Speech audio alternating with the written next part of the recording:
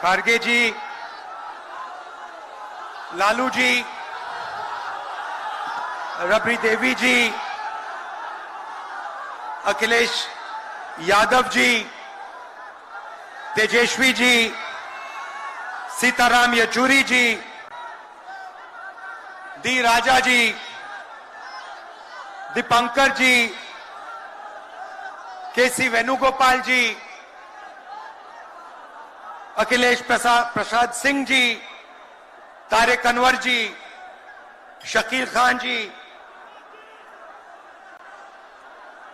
गठबंधन के वरिष्ठ नेता और गठबंधन के प्यारे कार्यकर्ता, भाइयों और बहनों, प्रेस के हमारे मित्रों, इतने मित्र नहीं है प्रेस वाले। आप सबका यहां बहुत बहुत स्वागत, नमस्कार।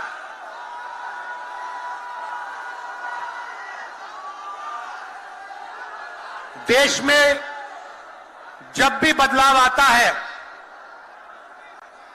वो बिहार में तूफान शुरू होता है। यहां से तूफान बाकी प्रदेशों में जाता है। ये बिहार जो है देश की राजनीति का नर्व सेंटर है, यहां से ही शुरुआत होती है। आज देश में विचारधारा की लड़ाई है। एक तरफ नफरत, हिंसा, अहंकार और दूसरी तरफ मोहब्बत, भाईचारा और एक दूसरे की इज्जत। जैसे मैंने यात्रा में कहा, अगर आप गठबंधन को समझना चाहते हो, एक लाइन में समझा जा सकता है, नफरत के बाजार में मोहब्बत की दुकान खोलते हैं हम।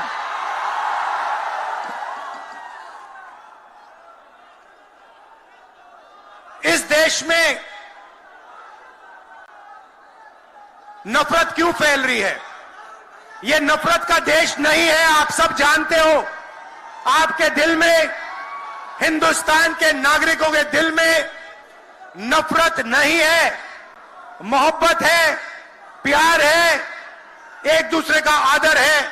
तो सवाल उठता है कि इस देश में नफरत क्यों फैल रही है?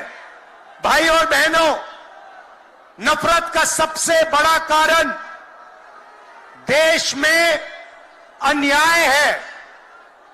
अन्याय, युवाओं के खिलाफ अन्याय, आप सबके खिलाफ अन्याय, किसानों के खिलाफ अन्याय, सामाजिक अन्याय, आर्थिक अन्याय।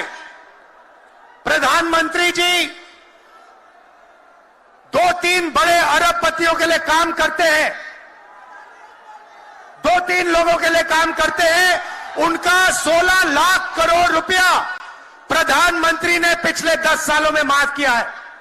मैं आपसे पूछना चाहता हूं, उन्होंने हिंदुस्तान के किसान का कितना कर्जा माफ किया? हिंदुस्तान के मजदूरों का कितना कर्जा माफ किया? इसीलिए देश में नफरत फैल रही है। 40 साल से सबसे ज्यादा बेरोजगारी आज हिंदुस्तान में है। क्यों? क्योंकि बीजेपी ने छोटे व्यापारियों को, किसानों को, स्मॉल और मीडियम वाले बिजनेसेस को नष्ट कर दिया है। एक तरफ नोटबंदी की, दूसरी तरफ जीएसटी लागू की। नतीजा यह हुआ, जो लोग इस देश को रोजगार देते हैं, छोटे बिजनेस वाले, स्मॉल और मीडियम बिजनेस वाले, उन सब का काम बंद हो गया। जहां भी देखो बड़े बड़े उद्योगपतियों की मोनोपोली बन रही है। एक उद्योगपति के हाथ में हिंदुस्तान के सारे पोर्ट, एयरपोर्ट, इंफ्रास्ट्रक्चर, डिफेंस की इंडस्ट्री, सारी की सारी नरेंद्र मोदी जी ने एक उद्योगपति को पकड़ा दी। आप लोगों के लिए इस देश में कुछ नहीं बचा है। मैं आपसे सवाल पूछना चाहता हूं, इस देश में पिछड़ी जात के कितने लोग हैं? कितनी आबादी है पिछड़ी जात की? 50%। 50%। दलितों की कितनी आबादी है? 15%। आदिवासियों की कितनी आबादी है? 8%। कितनी बनती है भाई? कितनी होती है? 73% अब देखिए, 73% में से हिंदुस्तान की सबसे बड़ी कंपनियों में उनकी मालिकों की लिस्ट निकालिए, आपको एक व्यक्ति नहीं मिलेगा 73% वाला। उसके बाद मीडिया के मालिकों की लिस्ट निकालिए, बड़े बड़े इनके जो पत्रकार हैं उनकी लिस्ट निकालिए, आपको 73% में से एक नहीं मिलने वाला है। उसके बाद प्राइवेट अस्पतालों के मालिकों की लिस्ट निकालिए, स्कूल और कॉलेज जो चलाते हैं, private school, private college, private university, उनकी लिस्ट निकालिए, उधर आपको 73% का कोई नहीं मिलेगा। उसके बाद जो हिंदुस्तान को 90 ब्यूरोक्रेट चलाते हैं, आईएएस वाले, उनकी लिस्ट निकालिए, उधर आपको 3 पिछड़े वर्ग के लोग मिलेंगे, 3 दलित मिलेंगे और 1 आदिवासी मिलेगा। और अगर हिंदुस्तान की सरकार 100 रुपए खर्च करती है, बजट में अगर 100 रुपए खर्च होते हैं तो 73% की 6% की 6 रुपए की भागीदारी बनती है। तो ये जो 73% है, और उसमें अगर आप जोड़ना चाहते हो तो गरीब जनरल कास्ट के लोगों को भी जोड़ लो। इनके लिए इस देश में कोई रास्ता नहीं बचा है। पहले क्या होता था?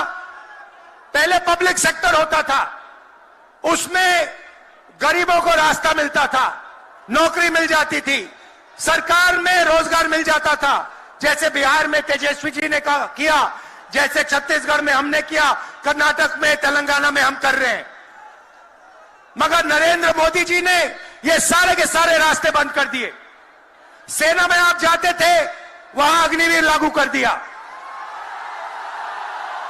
अब देखना, अग्निवीर लागू किया, और अग्निवीर में पहली बार इस देश में 2 तरीके के शहीद होंगे।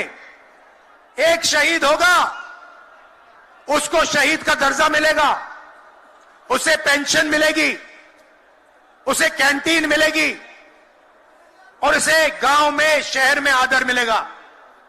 दूसरा शहीद होगा, अग्निवीर होगा, वो शहीद होगा, उसे शहीद का दर्जा नहीं मिलेगा, उसको पेंशन नहीं मिलेगी, उसको कैंटीन नहीं मिलेगी, और उसको ट्रेनिंग भी सही नहीं मिलेगी।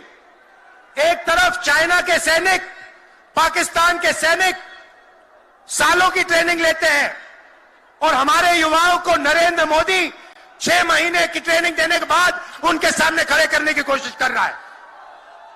नतीजा आप जानते हो। मैं ज्यादा नहीं बोलना चाहता हूं, क्योंकि लालू जी को बोलना है। ये देखो, लालू जी को बोलना है, मगर मैं सिर्फ ये कहना चाहता हूं, बीजेपी के लोगों को गलतफहमी में नहीं होना चाहिए। हम लोग बीजेपी से, आरएसएस से नहीं डरते। हमें कोई फर्क नहीं पड़ता। हम देश के लिए लड़ते हैं, हम देश के लिए मरने के लिए तैयार हैं, और हम बीजेपी को, आरएसएस को यहां से हटा के इंडिया की सरकार बनाकर दिखाएंगे। आप सबका दिल से बहुत बहुत धन्यवाद। नमस्कार, जय हिंद। शुक्रिया बहुत बहुत राहुल जी। अब मैं आग्रह करूंगा संसदीय अनुभव के धनी भारतीय राष्ट्रीय कांग्रेस के अध्यक्ष मल्लिकार्जुन खड़गे जी वो आए और संदेश दें।